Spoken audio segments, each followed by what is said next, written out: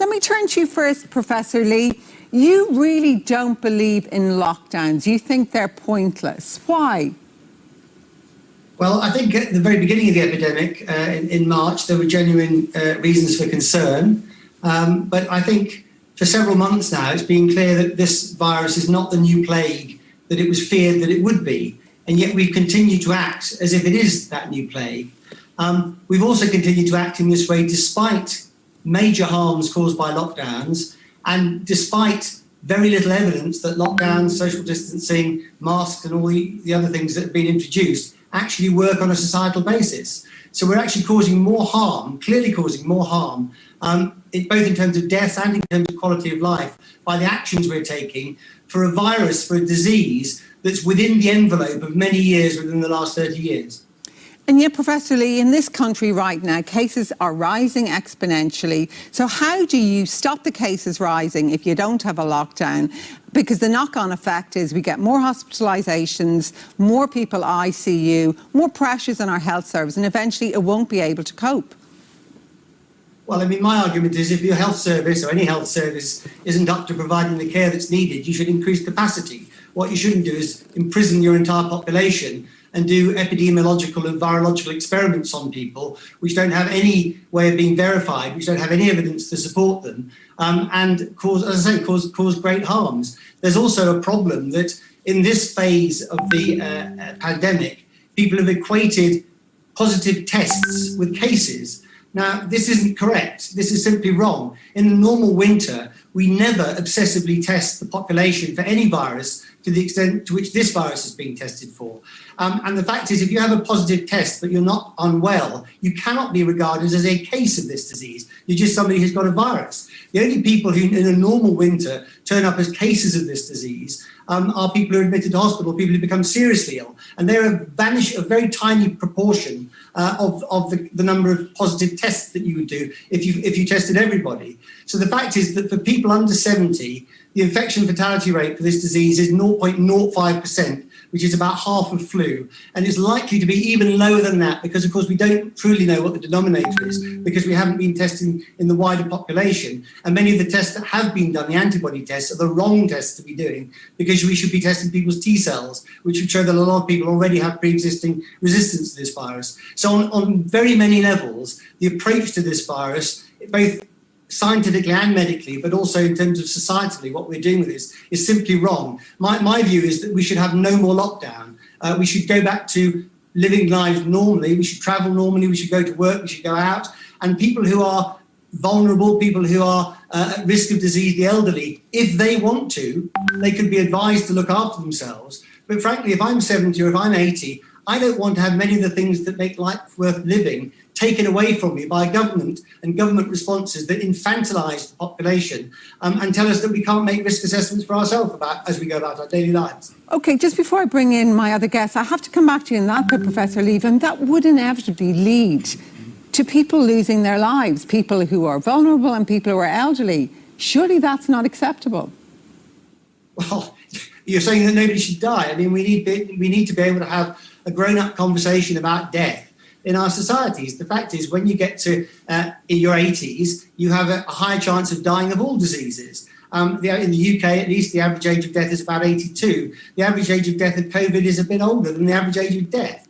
So the fact is, there's no evidence that COVID is really impacting on the overall lifespan of the population. Yes, certain people are more susceptible to this disease, and it can obviously cause a nasty disease. But the fact is, this societal response is something that has never been done before. There are many diseases that kill millions of people a year. You know, tuberculosis, malaria, AIDS, influenza itself, all cause more than 1 million deaths a year. This year we'll have some COVID deaths, which will be more than 1 million worldwide. But the fact is there are 70 million deaths every year, and next year we will have many fewer COVID deaths. Dan O'Brien, lockdowns will be stuck with. Because, I mean, as people say here, we're largely doing it to protect our health service so that it's not under pressure. Well, I think the government's position has changed. I think back in March it was to protect the health system, and it was warranted at that time because the speed at which cases and deaths were going up was horrific, and we didn't know internationally where it would top out. There was a very famous, now famous medic in this country who predicted 120,000 people dying back in March. Now, nowhere in the world has had that kind of death rate. Absolutely nowhere in the world, thankfully. So now we're in a more difficult situation where the government is saying, as the Taoiseach articulated 48 hours ago, that the strategy now is to wait until we have a safe vaccine.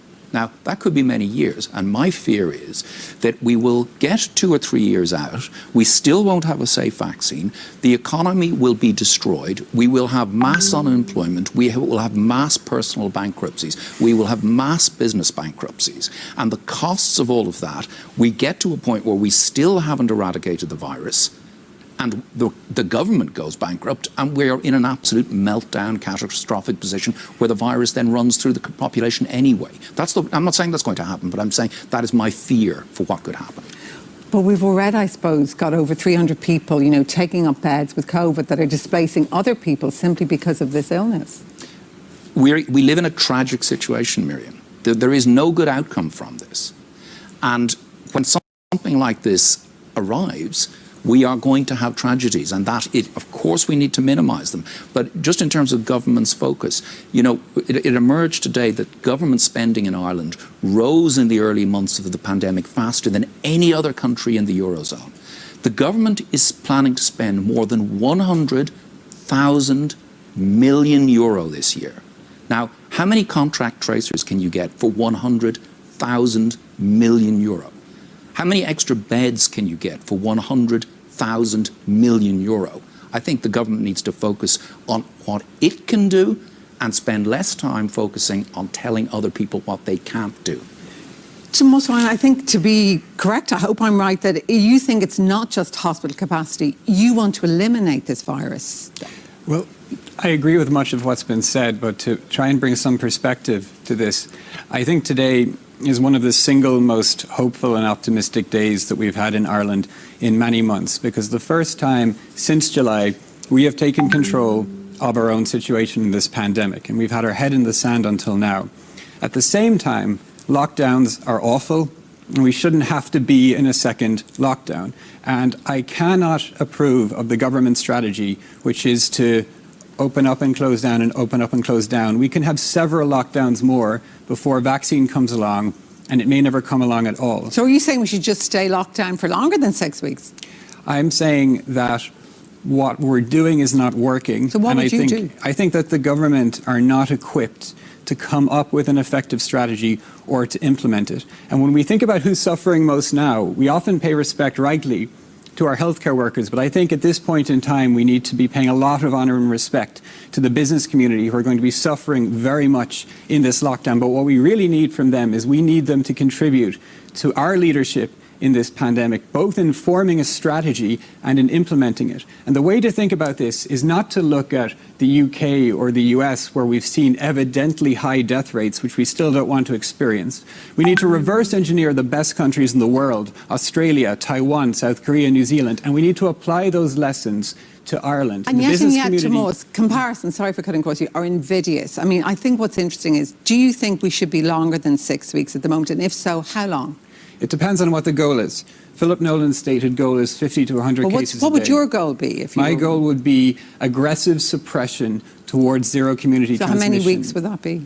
Starting from here, we think roughly 10 to 12 weeks. Wow. Schools open or closed? If you want to get there faster, it's a fact that this will be faster if schools are closed. If we make the choice to keep schools open, which we do for very, very good reasons, it is going to be a little bit slower. Close the borders? I think that we shot ourselves in the foot on borders in summer. If we had kept our borders closed, we would have maintained low transmission for a good amount of time. The crucial way of thinking about... Can I just ask you one thing about that, Tomas, because someone wrote to me about this. I mean, but what about the 100,000, journeys of trucks that come through Dublin Port alone every year, bringing in vital supplies, making sure we've jobs and exports? What would you do about them? You manage it. There are many different ways of managing that. If you look at Australia, which is a better example for us than New Zealand, because it's a commonwealth of semi-autonomous states with their own health systems, their own chief health officers, they have land borders with each other, and they have different rates of COVID in different states, and they've managed this. And they've managed this practically by limiting travel across the border, allowing travel across the border for border communities. But the crucial feature is keeping numbers low. And we've had a lot of